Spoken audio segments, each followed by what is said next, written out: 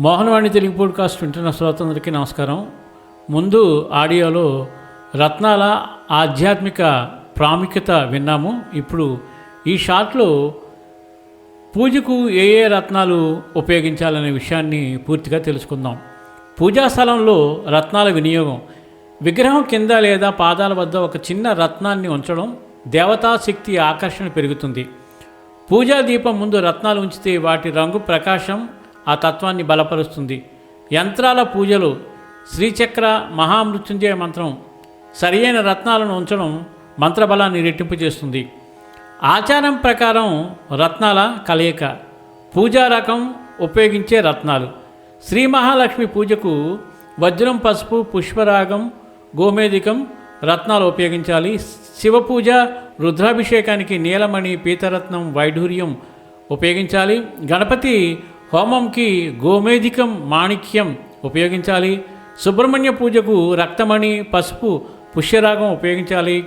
సరస్వతి పూజకు ముత్యము, పసుపు, పుష్పరాగము ఉపయోగించాలి. శనేశ్వర పూజకు నీలమణి, వైఢూర్యం ఉపయోగించాలి. రాహుకేతు శాంతి పూజకు గోమేధికం, వైఢూర్యం ఉపయోగించాలి. పూజలో రత్నాలను ఎలా ఉపయోగించాలి? రత్నాలను శుద్ధ జలంతో, పాలు, గంగాజలంతో శుద్ధి చేయాలి. వాటిపై మంత్రోచ్చారణతో దీపం చూపించాలి. రత్నాన్ని పూజాపీఠంలో దక్షిణ దిశగా ఉంచాలి. ఆ రత్నాన్ని పూజానంతరం భక్తిభావంతో నిల్వ చేసుకోవాలి. రత్నాల శాస్త్రీయ ప్రభావం. రత్నాలు కాంతి తరంగాలను ఆకర్షించి శరీర చక్రాలపై ప్రభావం చూపిస్తాయి. నీలమణి మనసును స్థిరం చేస్తుంది. పుష్యరాగం జ్ఞానచక్రాన్ని ఉత్తేజపరుస్తుంది. వజ్రం హృదయ చక్రాన్ని శుద్ధి చేస్తుంది. మాణిక్యం ఆత్మవిశ్వాసాన్ని పెంచుతుంది.